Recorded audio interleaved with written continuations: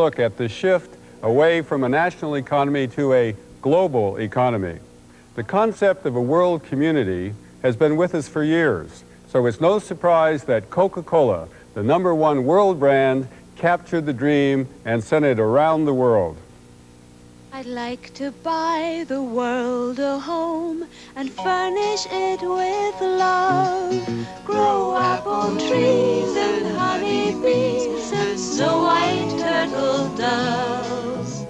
I'd like to teach the world to sing. Sing with me. Perfect harmony. Perfect harmony. I'd like to buy the world a Coke and keep it company. That's the real thing. I'd like to teach the world to sing.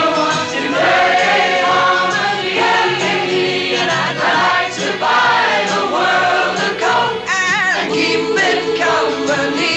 It's the real thing. What the world wants today. It's the real thing. What the world wants today. It's the real thing. The global economic village is more than just trade among 180 countries. The world is becoming a single unitary global economy.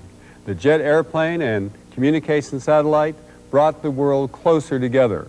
The jet airplane made transcontinental meetings an everyday occurrence. The communication satellite collapsed the information float, which is the time it takes for information to travel from one place to another. Now we are all active players in the world market because for the first time we can all share information simultaneously. Walter Wriston, former CEO of the world's largest bank, Citicorp, recognized the importance of this early in the information age. We operate today in a global marketplace, and the streams of electrons that are going around the world today have created a true revolution. And I would remind you that the bloodiest battle of the War of 1812 was fought almost a month after the peace treaty was signed in England because the sailing ship couldn't get here in time, and thousands of people died. Today, if the President of the United States holds a news conference, it shows up in the cross rate on the dollar sterling market in London in less than 60 seconds. So that the front page of the Wall Street Journal is printed by bouncing electrons off a satellite. And so is our general ledger. And so is the computer switch in Bahrain or Hong Kong or London.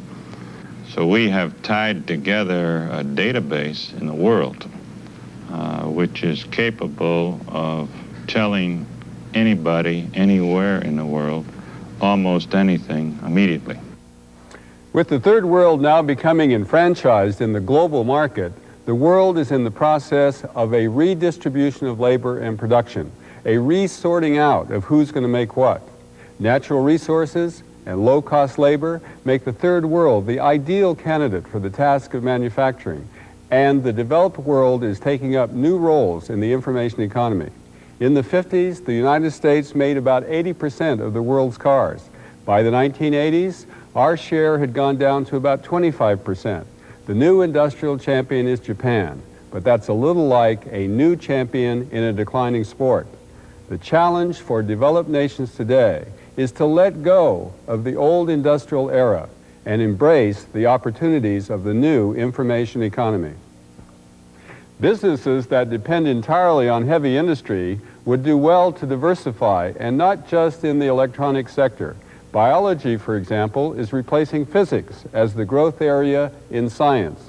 Gene splicing will become more important than atom splitting. As microelectronics has dominated the last half of the 20th century, biology will prevail in the 21st century. We can now look for tremendous opportunity in alternative energy sources, financial services, and of course, the computer and all associated services. It is especially critical that the developed countries forge a new relationship with the third world. America will gradually relinquish the role of the world's dominant economic and political force. No country will dominate in the global economy. Only by developing the third world will we be assured of markets for our goods. In an interdependent world, aid is not charity, it is investment. The more economically interdependent we become, the more we will do the human thing. If we are sufficiently interlaced economically, it is likely that we will not bomb each other off the face of the planet. We should welcome increased trade with the Soviet Union, all developed nations, and the third world.